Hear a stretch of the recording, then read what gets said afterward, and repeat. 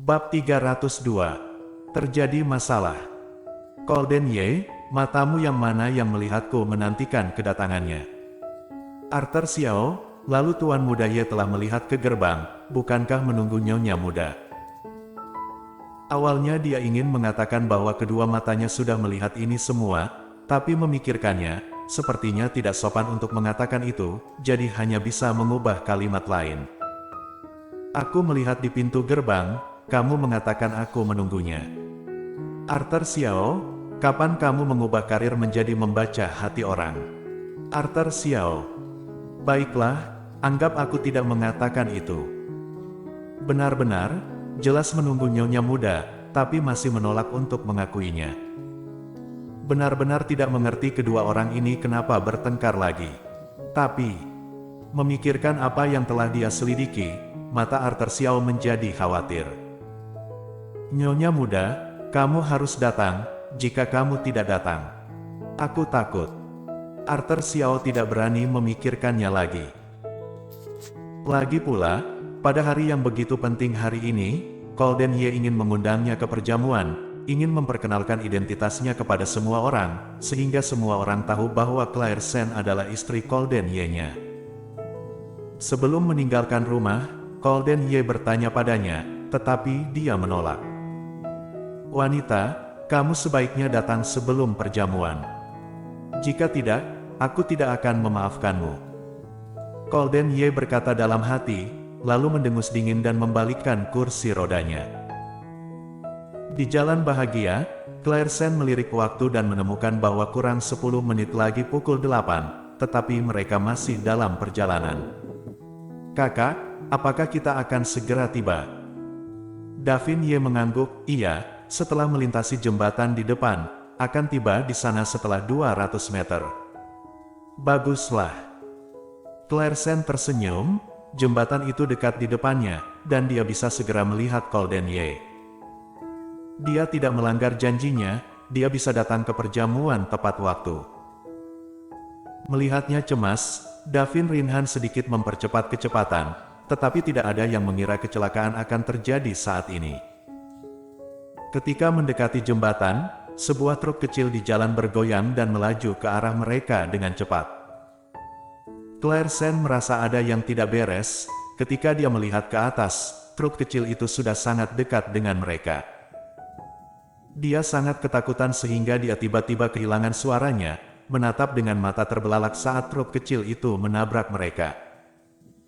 Ketika Davin Ye yang mengemudi di depan menyadari, dia buru-buru memutar setir.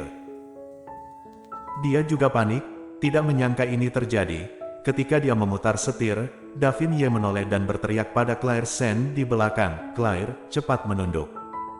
Bang! Bang! Perjamuan dimulai tepat waktu, musik pembuka kebetulan adalah suara kembang api yang meledak. Para tamu sudah mulai masuk, tetapi Golden Ye tidak melihat sosok yang familiar dari pintu. Arthur Xiao melirik waktu, ini baru saja dimulai sekarang. Mungkin butuh lebih dari 10 menit bagi para tamu untuk memasuki ruangan. Mendengar ini, Golden Ye mengerutkan kening, apakah kamu mengiriminya undangan? Arthur Xiao membeku sejenak, dan menggelengkan kepalanya, sepertinya tidak ada. Sial, bagaimana dia masuk? Arthur Xiao tiba-tiba bereaksi, aku tahu, aku akan turun untuk menjemput Nyonya Muda. Arthur Xiao cepat berbalik dan turun setelah bicara, dia berjalan ke gerbang, di mana beberapa orang sedang memeriksa undangan, dan tentu saja. Jika Nyonya Muda datang tanpa undangan, dia pasti tidak akan bisa memasukkan. Banyak orang mengenal Arthur Xiao, jadi mereka menyapanya. Asisten Xiao, Anda turun membantu. Arthur Xiao tersenyum dan menjawab, ya, aku turun untuk menjemput seseorang. Wow, orang yang dapat asisten Xiao jemput secara pribadi pasti seseorang yang penting. Tidak tahu apakah bisa mengungkapkannya, hehe. Cepatlah, jamuan sudah dimulai.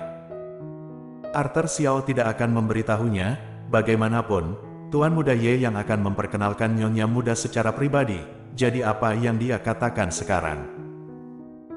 Tatapan Arthur Xiao mencari di antara kerumunan di belakangnya, ada beberapa orang yang berdandan mewah hari ini, tapi dia belum melihat sosok Claire Sen. Arthur Xiao sedang terburu-buru dan bertanya-tanya apakah nyonya muda akan datang. Apakah tidak datang? Dengan ide ini, Arthur Xiao dengan cepat mengeluarkan ponselnya dan menelepon nyonya muda. Jadi Arthur Xiao langsung menelepon Claire Sen. Halo, nomor yang Anda tuju tidak ada di area layanan untuk saat ini. Suara wanita dingin mengulangi kalimat ini berulang kali. Raut wajah Arthur Xiao segera berubah. Ada apa? Mungkinkah nyonya muda benar-benar tidak datang malam ini? Ini benar-benar membuat cemas. Memikirkan wajah poker Golden Ye yang hampir membeku sampai mati, Arthur Xiao merasa bahwa hidup ini sangat putus asa. Jika nyonya muda tidak datang, maka emosi tuan muda Ye hari ini dan masa depan gawat. Arthur Xiao terlalu cemas, lebih baik dia mencarinya sendiri. Bahkan jika dia tidak ingin datang, dia harus mencari nyonya muda.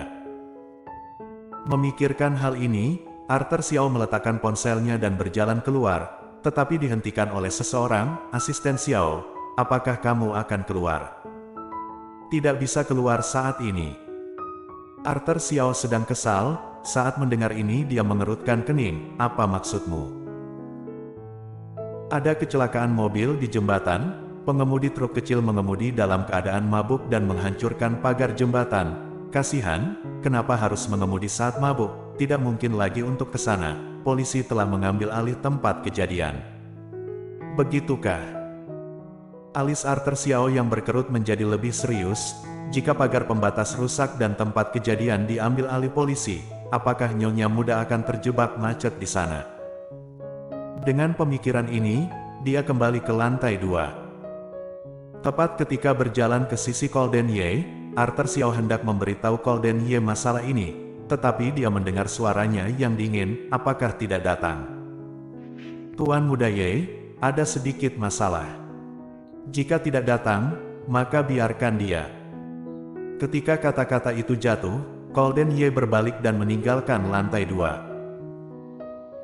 Ekspresi Arthur Xiao berubah dan dia bergegas untuk mengejar. Tuan muda Ye, mungkin nyonya muda kedua masih dalam perjalanan. Sebelum meninggalkan villa, dia mengatakan kepadaku bahwa dia pasti akan datang. Nyonya muda tidak seperti jenis orang yang dapat melanggar janji. Benarkah? Lalu di mana dia sekarang? Orang yang tidak bisa melanggar janji mengapa tidak melihat siapapun? Arthur Xiao, ini. Dia tidak dapat mengatakannya, tetapi dia dapat memahami perasaan Golden Ye. Setelah mengetahui semua hal-hal itu nanti, tetapi masih memberinya pilihan, tetapi hasilnya nyonya muda ternyata mengambil jalan yang berbeda. Sudah 10 menit sejak perjamuan, nyonya muda masih belum muncul. Tidak heran tuan muda Ye marah. Tidak berdaya, dia masih sibuk sekarang. Arthur Xiao harus mengikuti Golden Ye untuk maju lebih dulu. Adapun nyonya muda, jika dia benar-benar akan datang, maka dia akan membawanya ketika dia muncul nanti. Tanda pisah, tanda pisah. Pagar pembatas jembatan di tempat kejadian hancur. Truk itu menabrak beberapa mobil di sepanjang jalan. Ada beberapa orang yang terluka, sekarang masih dalam penyelidikan. Ketika Davin Ye diselamatkan, dia sudah dalam keadaan setengah koma, ditusuk oleh pecahan kaca di banyak tempat, dan otaknya pun mungkin terkena, masih berdarah saat ini. Setelah dia diselamatkan dan dibaringkan di tanah, dia masih memegang tangan pria itu di belakang. Selamatkan orang. Pria itu tercengang sejenak. Maksudmu ada orang di kursi belakang?